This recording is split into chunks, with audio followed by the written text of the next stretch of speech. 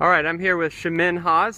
Some of you may know Chimene from her boisterous voice that helped get some help for our friend John McCrae. Thanks for joining us today, Chimene. You have a story about what happened to you during the election. If you could please share that with us. Sure. Well, we just came back from Michelle Reagan's office, Secretary of State. She's validated the election results. One of the things that she talked about, trying to make excuses for a system that has a glitch.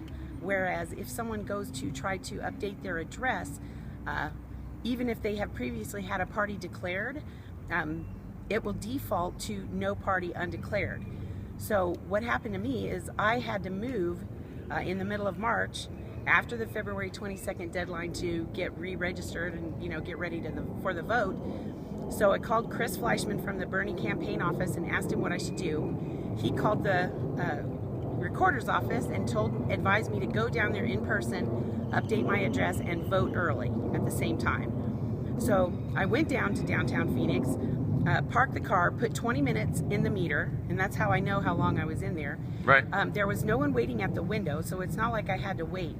But the level of incompetence was such that when they pulled up my record, they first had to confirm that the early ballot had been mailed out to my old address. They confirmed that it had been mailed out and returned to them. So when they pulled my record up, they said that it showed no party undeclared. And I said, well, that is incorrect. I whipped out my voter registration card out of my wallet that has said Democrat on it forever. Right. And showed it to her.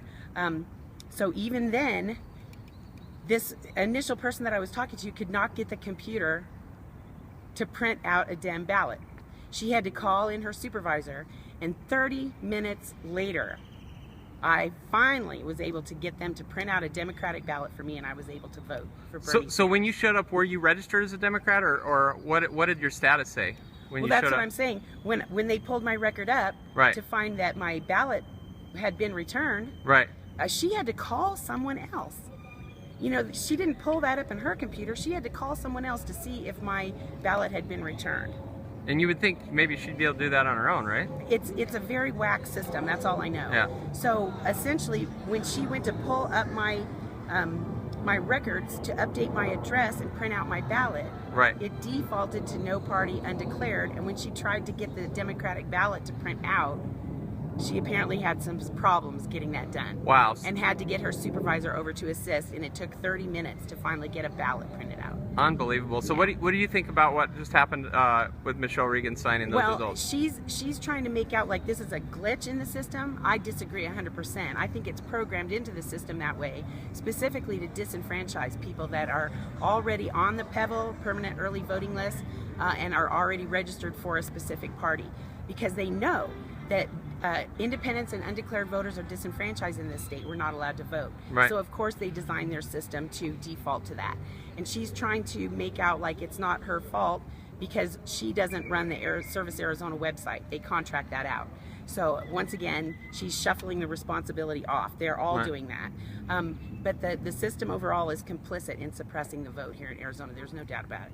Wow, thank you so much for joining us today, Chimene. Please pleasure. subscribe to Rising Phoenix Media. And do you have a site where we can get some of your videos and stuff? Or? Well, I'm on Facebook, Okay. and I do have a YouTube channel. Okay, and what is that? Chimene Hawes. All right, thank you so much. Thank you. Bye. Wow, that was right to the point. 'Cause I